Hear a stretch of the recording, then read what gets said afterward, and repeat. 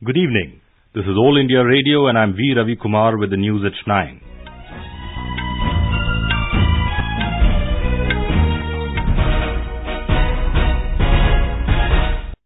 The headlines. Prime Minister Narendra Modi leaves for Singapore tonight to attend East Asia Summit. Says his visit will give fresh momentum to growing partnership with ASEAN nations. Supreme Court to hear on 22nd January review petitions challenging its verdict allowing entry of women of all age groups into Sabarimala Temple. No stay on its September verdict. Union Minister Ananth Kumar cremated with full state honours. Full Election Commission reviews poll preparedness in Madhya Pradesh. Government extends ban on 8 extremist organisations in Manipur for 5 years. In Sri Lanka, Supreme Court stays President's order dissolving Parliament. House convened tomorrow for a show of strength. And in Badminton, Kashyap enters main draw of Hong Kong Open, beating Su Chen Hao of Chinese Taipei.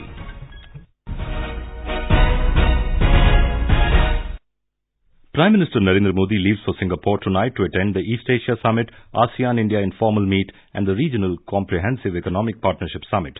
Mr. Modi will hold several bilateral meetings during his stay in Singapore, including one with the US Vice President Mike Pence.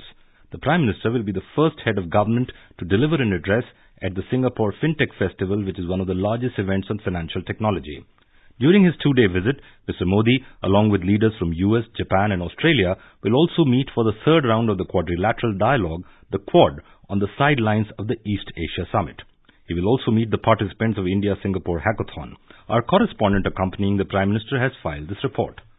Prime Minister Modi departs for Singapore in a short while from now and a busy and hectic schedule awaits him there. A short but focused visit of Mr. Modi to the eastern neighbourhood will witness him participating in 3 summits. His address, which will be the first by a head of government to about 30,000 people at the FinTech Festival, will be another proof of India's increasing importance at the regional and international fora. The bilateral meetings he is going to hold with various heads of governments will be aimed at giving further impetus to closer ties with those countries. His meeting with US Vice President Mike Pence will be exchange of views on various issues between the world's top democracies.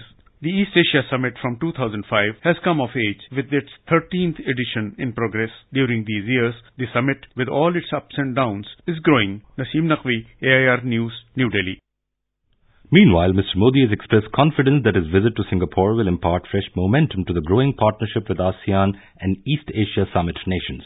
In his departure statement, he said his participation in the ASEAN-India and East Asia Summit symbolizes India's continued commitment to strengthening its engagement with ASEAN member states and with the wider Indo-Pacific region.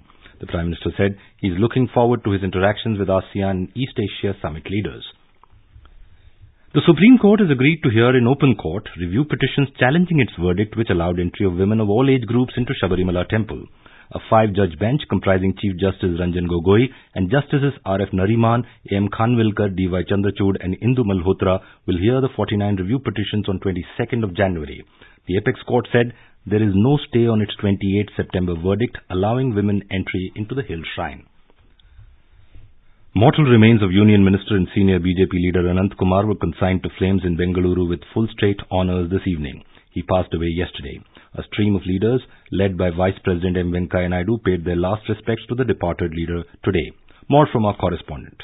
Veteran BJP leader L.K. Advani, Union Home Minister Rajnath Singh, BJP Chief Amit Shah, State BJP Chief B.S. Yediyurappa were present at the funeral site. Also in attendance were Union Minister Nirmala Sitharaman, Ravi Shankar Prasad, Piyush Goyal, Dharmendra Pradhan, Mahesh Sharma, Ramdas Atawale, T.V. Sadananda Gowda, Dr. Harshavardhan and KPCC Chief Dinesh Gundurao. 59-year-old Ananth Kumar breathed his last years on Monday in Bangalore. T.P. Nanjundaswamy, AIR News, Bangalore. Earlier, the mortal remains were kept in National College grounds in Basavanagudi for the public to pay their last respects to their beloved leader. Prime Minister Narendra Modi paid his last respects to Ananth Kumar at his residence in Basavanagudi last night and consoled his family members. A special meeting of the Union Cabinet was held today to condole his demise. In a resolution, the Cabinet noted that in his passing away, the nation has lost an experienced leader. Rural Development Minister Narendra Singh Tomar will now hold the charge of the Ministry of Parliamentary Affairs following the demise of Union Minister Ananth Kumar. President Ramnath Kovind has assigned the charge to Mr. Tomar. Minister for Statistics and Programme Implementation D.V. Sadananda Gowda has been given the charge of the Ministry of Chemicals and Fertilizers in addition to his existing portfolio. In Madhya Pradesh, the full bench of Election Commission today reviewed poll preparedness for assembly elections in the state. A high-level team of the Commission headed by Chief Election Commissioner O.P. Rawat held meetings with district returning officers, superintendents of police of various districts and other senior officials in Indore. The Commission has expressed satisfaction over election preparations in 18 districts of Indore, Ujjain and Narmadapuram divisions of the state. Mr. Rawat directed the election officials of the state to make optimal use of social media to motivate youths to exercise their franchise. The state goes to polls on the 28th of this month. Voting will be held for the 230-seat state assembly. In Mizoram, campaigning has gained momentum to elect a new assembly. Top leaders of most parties are touring all corners of the state to woo voters. Major issues in the election are development, unemployment and roadways infrastructure. For the 28th November assembly elections, 112 candidates are in the fray after scrutiny of nominations. Congress and MNF both have fielded 40 candidates. BJP is contesting on 39 seats. This is All India Radio giving you the news. For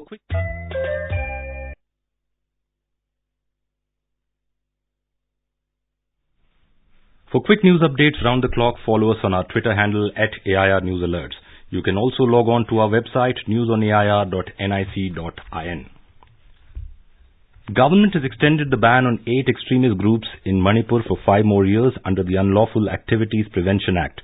The organizations banned are People's Liberation Army, Revolutionary People's Front, United National Liberation Front, Manipur People's Army, People's Revolutionary Party of Kangle Pak Communist Party, Kangle Yaul Kanba Lup, and the Alliance for Socialist Unity, Kangle Pak. In a Gazette notification, the Home Ministry said the activities of these organizations are considered detrimental to the sovereignty and integrity of the country. It said they were involved in 756 violent incidents in the last 5 years. In Jammu and Kashmir, 2 unidentified armed terrorists were killed after the army foiled an infiltration bid along the LOC in Kupwara district today. Defense sources said a counter-infiltration security grid noticed movement of a group of terrorists trying to sneak into the Keren sector in the district this evening. Dassault Aviation CEO Eric Trappier has rejected allegations made by Congress President Rahul Gandhi that he had lied about the details of the Dassault Reliance joint venture for offset contracts in the Rafale deal. He said this in an interview with the news agency. We are not working for a party. We are working and supplying strategic assets, strategic products like fighters to the government of India, to Indian forces, to Indian Air Force. And this is what is most important. I don't lie. Everything I declared before, all the statements I made are the truth. And I don't have the reputation to lie. And when you are in my position as a CEO, you don't lie. On the pricing issue, Trappier said the present aircrafts are cheaper by 9%. Finance Minister Arun Jaitley today said the UPA government delayed the Rafale aircraft purchase, much required for improving combat ability of the Air Force. In a tweet, Mr. Jaitley slammed Rahul Gandhi over the issue and said falsehood is not a substitute for what he called Mr. Gandhi's failed politics. Meanwhile, Congress said there is need for fair investigation into Rafale deal. Party spokesperson Randeep Surjewala said the doctored explanations on the deal cannot cover up the alleged irregularities. As Cyclone Gaja in the West Central Bay approaches the Tamil Nadu coast, the state administration is taking several precautionary measures. The cyclone is lying centered around 690 kilometers east of Chennai and 790 kilometers east of Nagapattinam, as per the latest weather bulletin issued by the Meteorology Department. More from our correspondent. The cyclone Gaja is predicted to get further intensified into a severe cyclonic storm during its travel mid-sea. However, it may weaken when it comes closer to the shores. As the wind speed may exceed 100 kilometers an hour from tomorrow and the sea condition would be rough, the authorities have asked people in the region not to venture out. This would be the prevailing northeast monsoon season's first cyclonic storm, and it is expected to bring rain in coastal Tamil Nadu and Puducherry from tomorrow evening. Jai Singh, AIR News, Chennai. In Bihar, Chhath festival is being celebrated with religious fervor and gaiety. Our correspondent reports that the whole atmosphere is reverberating with devotional songs.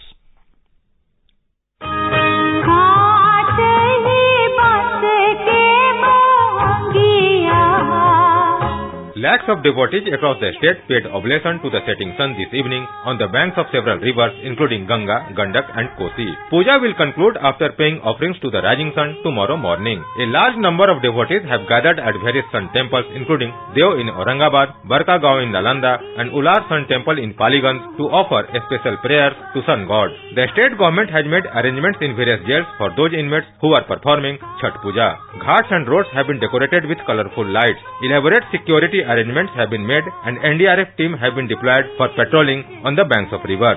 With KK Lal's report from Patna, Ananth Kumar for AIR News.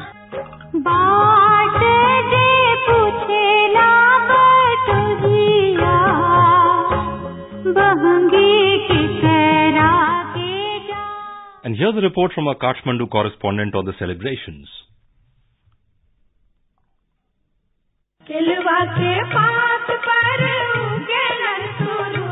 Thousands of devotees paid oblation to sun at the banks of Bagmati and Vishnumati rivers and other water reservoirs in Kathmandu Valley. Amid devotional songs, people worshipped sun god and goddess Chhati Maiya and offered prasad. Chhath is also being celebrated with religious fervor and gaiety in Tarai Madhesh region, including Janakpur, Birganj and Viratnagar. Rajkumar, AIR News, Kathmandu.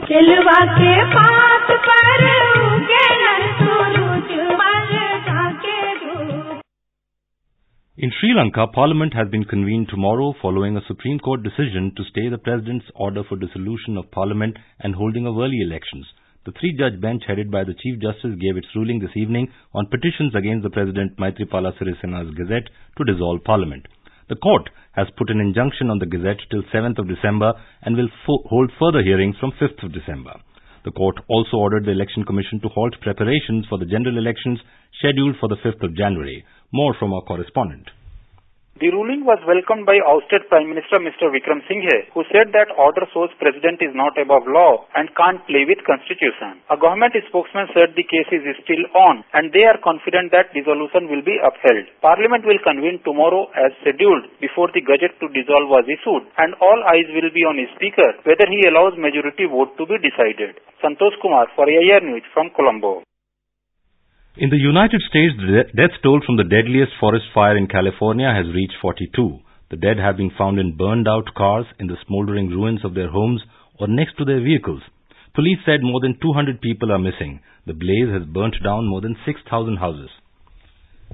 The worst escalation between Israel and Palestinian militants in Gaza since the 2014 war threatened to descend into full-blown conflict after further barrages of rocket fire and dozens more airstrikes overnight.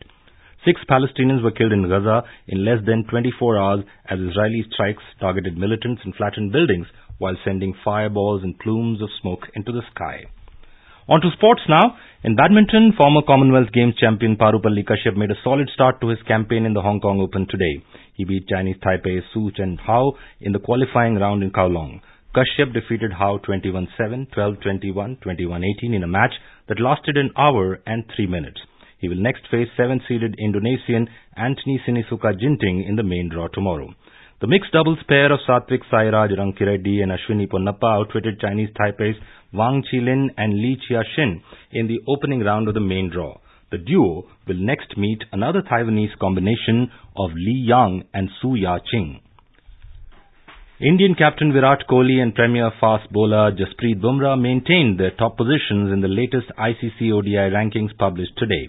Kohli remained in the pole position with 899 points, while limited overs vice-captain Rohit Sharma remained second in the list. In the bowlers list, there are 3 Indians with Bumrah at the top with 841 points. Kuldeep Yadav maintained his 3rd place in the list. His wrist-spin twin Yuzvendra Chahal is placed 5th on the list. And now, before we end the bulletin, the headlines once again. Prime Minister Narendra Modi leaves for Singapore tonight to attend East Asia Summit. Says his visit will give fresh momentum to growing partnership with ASEAN nations. Supreme Court to hear on 22nd January review petitions challenging its verdict allowing entry of women of all age groups into Sabarimala Temple. No stay on its September verdict. Union Minister Ananth Kumar cremated with full state honours. Full Election Commission reviews poll preparedness in Madhya Pradesh. Government extends ban on 8 extremist organizations in Manipur for 5 years. In Sri Lanka, Supreme Court stays President's order dissolving Parliament. House convened tomorrow for a show of strength. And in badminton, Parupalli Kashyap enters main draw of Hong Kong Open, beating Su Chen Hao of Chinese Taipei. And that is all that we have in this News at 9. Good night.